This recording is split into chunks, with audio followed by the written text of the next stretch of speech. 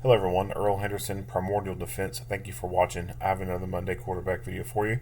I'll play the video and pause intermittently here and there to talk about things that are going on, to better explain what's going on, and talk about things that I think that are being done right and or done wrong. Without further ado, here we go.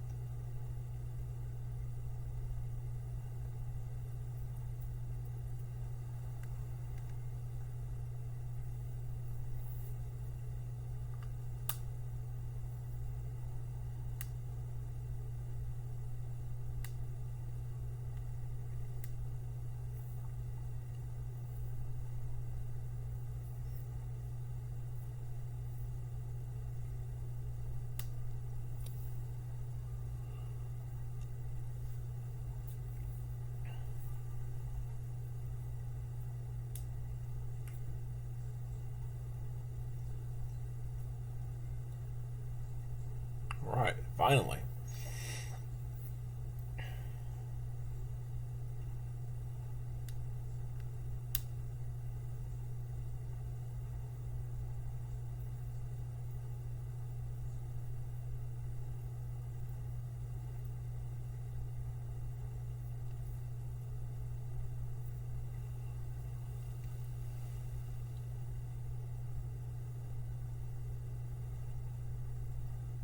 Someone just 901 into me charter and I'm 5 him the unit. He's taking off.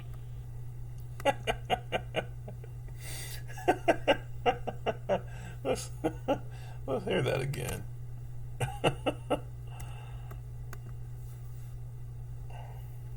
Someone just 901 into me charter and I'm 5 him the unit.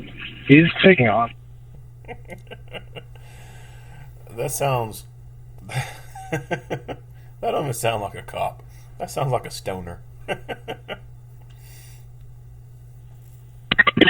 Sorry, 30 for you fled, westbound charter. I lost visual. I don't know if he hit the freeway. If he goes by the CHP. God. Right. Right. So, You see him take off here. And he pulls in this way. And then they make a turn. And continue going off. Sorry, 30 for you, Flip. Westbound charter. I lost visual. I don't know if you hit the freeway if you go by the CHP.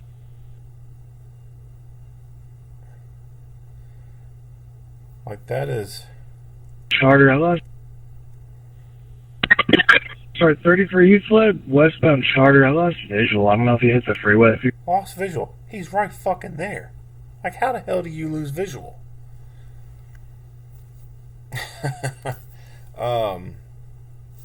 Yeah. You go by the CHP? Yeah, right there. Lights turned on.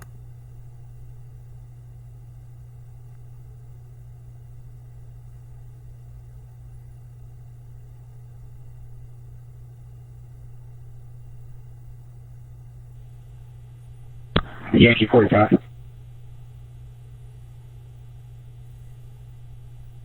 Yankee 45.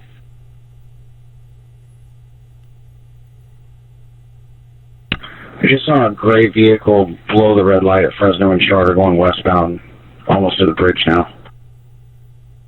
3 also, if you could by the CHP, and yes, one is 41 and probably 502. I'm southbound Robert. So, that officer who got hit, just the way they were talking on the radio, and the fact that the car was still within visual range, and then they say on the radio they lost visual of them, notify CHP and whoever else it was, that makes me think that that officer was not very motivated in doing anything. I could be wrong, but that's my gut feeling. My gut feeling is that person was not motivated to do a damn thing.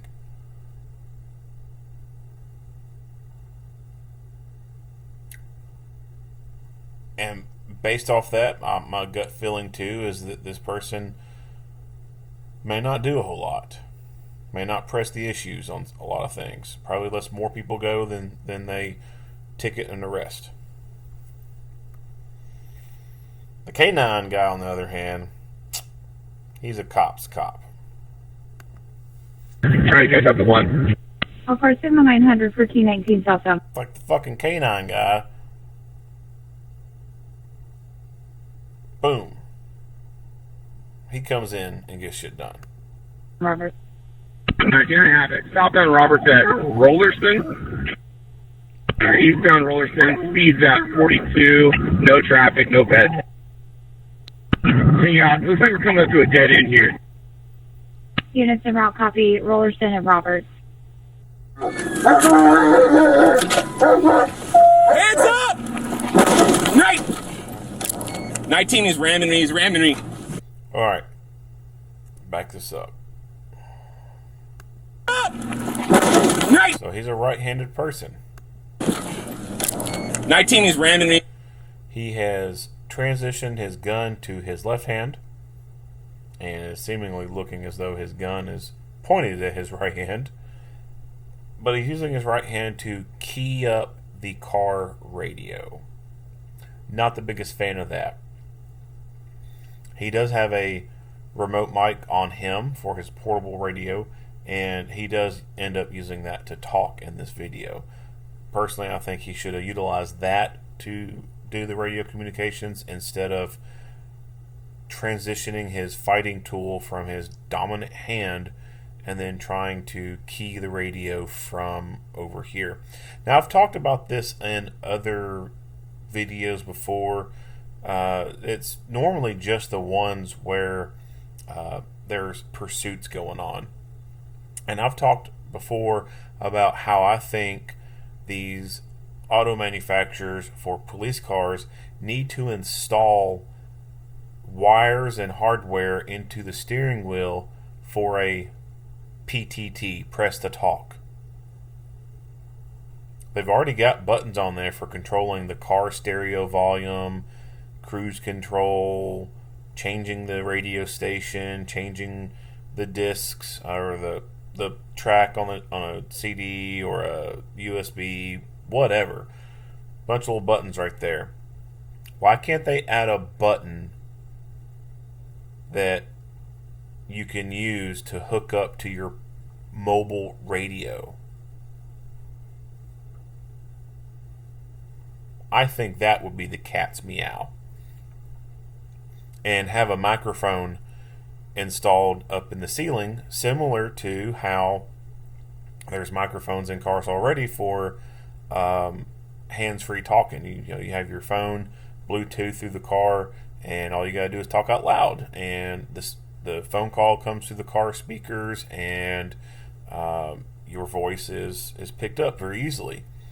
I think the same thing could be done for these special service vehicles. All they have to do is just add a button to either side, put it, like to the whatever part of this steering wheel is called. I don't know. Just add a button to each side. Little red button, that way it's easy to utilize or see. And while you're driving down the road, let's say you're in a pursuit, you're driving down the road, and keep both hands on the wheel, take your finger or thumb and press that little button, talk to dispatch, release, and then the reply comes back over the car speakers.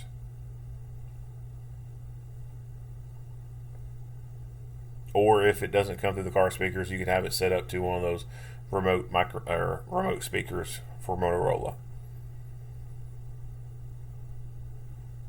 In a situation like this, where he's in the vehicle and he needs to press the button, it's right there in front of him. He can just reach forward, hit the steering wheel, talk on the radio, say what he needs to say, and then be done with it.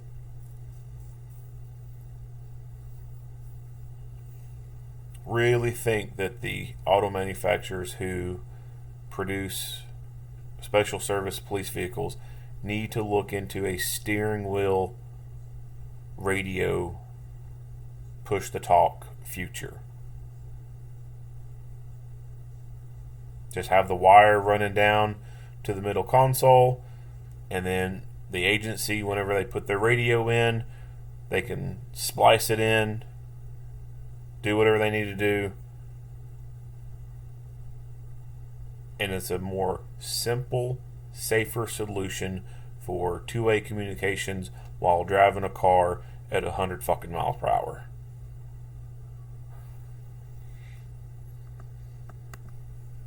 He's ramming me. Copy. Alright, so let's back this up about this I'm talking. Hands up! 19 is ramming me. He's ramming me.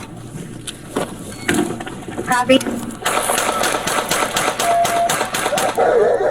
19 shots fired. Fire is the slide lock. For some reason, he has to rip the mag out. He might have drop-free mags. Put your hands up!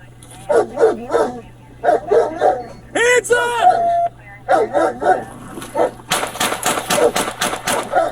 Hands up! Now you'd be asking yourself, well, why is he shooting if they're pulling away? For all he knows, that person could be pulling forward to get more distance to have a better ramming speed when they throw it back into reverse to hit him again.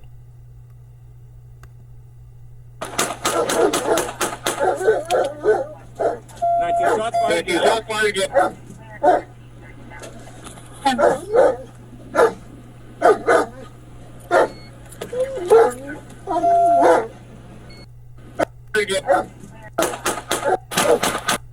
Hands up!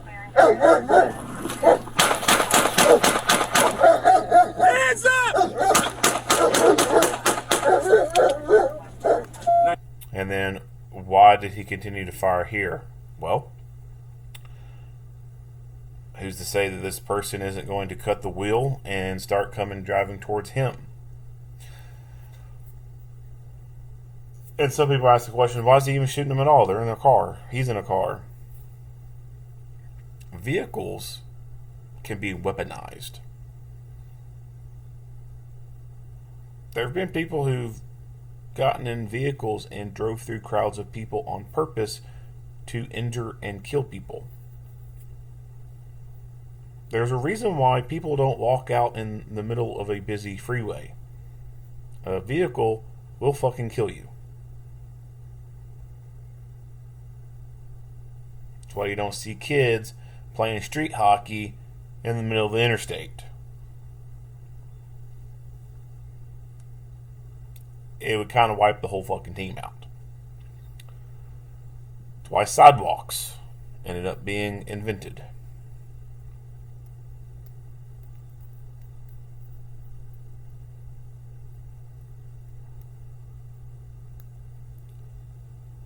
A vehicle can move another vehicle. This officer is partially out of his car. And you can see that it knocked him back and down when that vehicle rammed into him. When he's out of the vehicle, back it up, at this point, and they're coming back, or they're going forward like they'll be coming back again, he's partially out of the vehicle. And even when they get to here, we've already seen that he's been knocked down from that first collision. If this person decides to take off again and hit him, there's a possibility that he could be knocked down, and instead of falling back into the car, he could fall and hit the ground. And because that person's vehicle can move his vehicle, it's possible that they could ram that vehicle and cause this officer's own vehicle to drive over him, or to be stopped on top of him and crush him. Or it could clear altogether and this person could keep trying to ram through and then end up driving the officer over. So yeah, absolutely, he has the right to self-defense in this scenario here. This driver of this vehicle has weaponized this vehicle and is attacking him with it. By all means, he has the right to defend himself. So, is his use of force appropriate? Absolutely, it's appropriate. 19 shots fired. 19 shots fired again.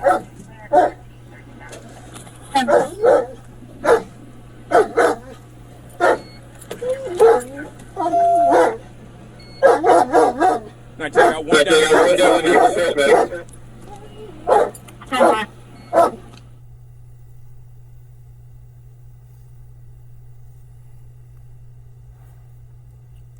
Not much else there.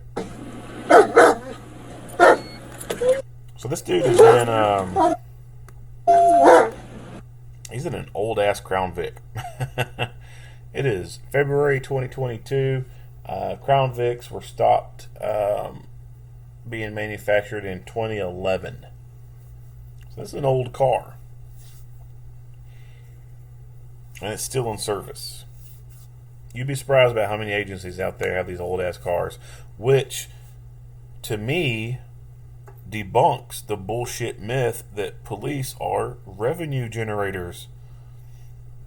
If they were generating so much revenue from all these traffic stops they were doing, and you know, just really sticking it to the people and taking all their money, generating all the revenue, don't you think they'd be able to afford better fucking cars than some old ass Crown Vics?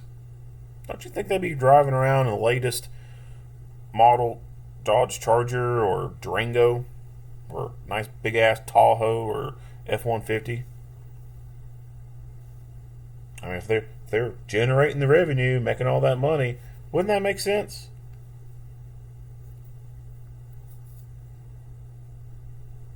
By that logic, none of them would have Crown Vics anymore. But the reality of the matter is, they're still driving old-ass cars. Why? Because they're not generating revenue. It's fucking idiot. Only the dumbest of the fucking dumbest say that stupid shit. They're road pirates.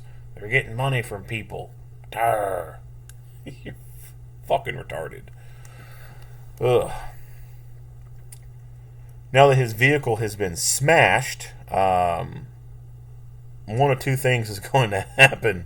One, they've got another Crown Vic that he's going to have to be forced to drive around in, or B, this one's going to be totaled out and he's going to be fortunate enough to get a newer vehicle. But it's still, like I said, it still amazes me to see these old Crown Vics still rolling around.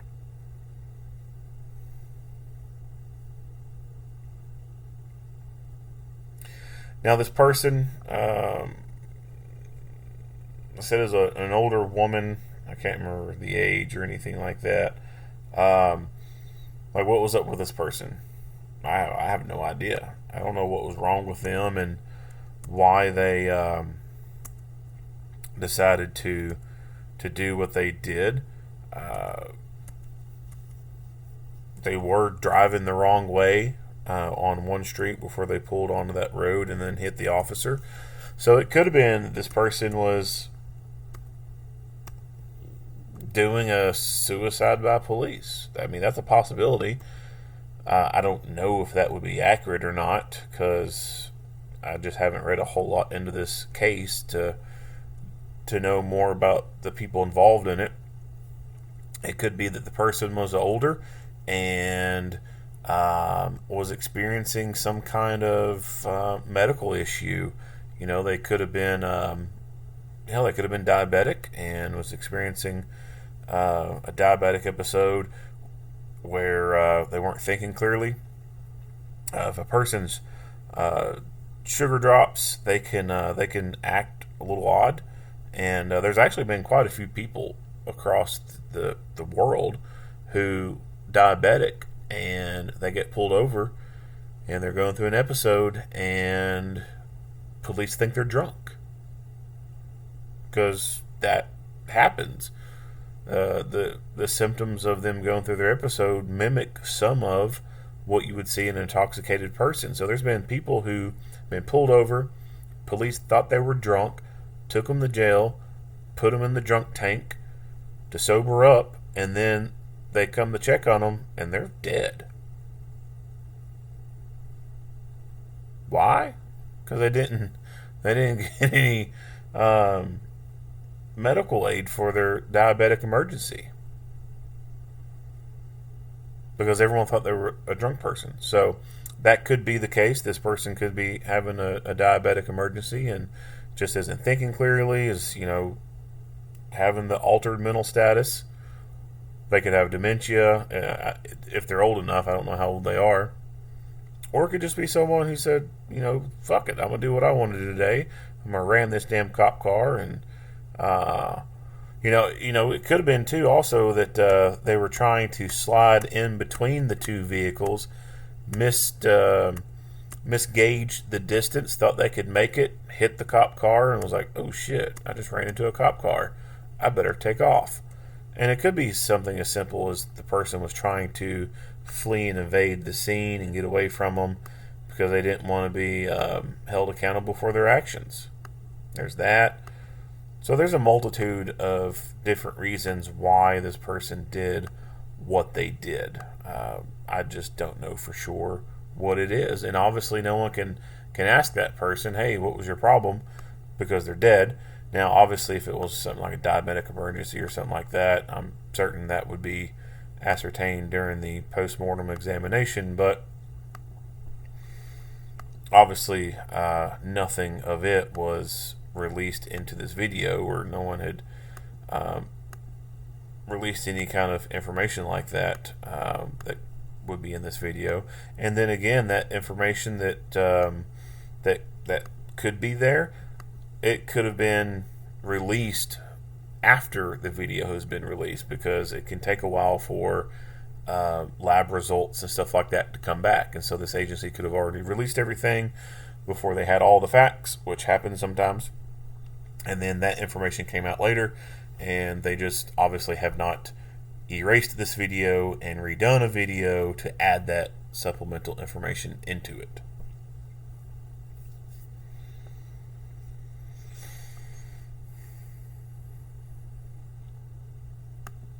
But the fact remains, a vehicle can be weaponized, and this person weaponized their vehicle.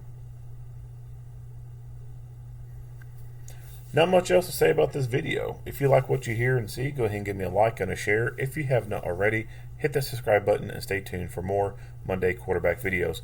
Earl Henderson, Primordial Defense, thank you for watching.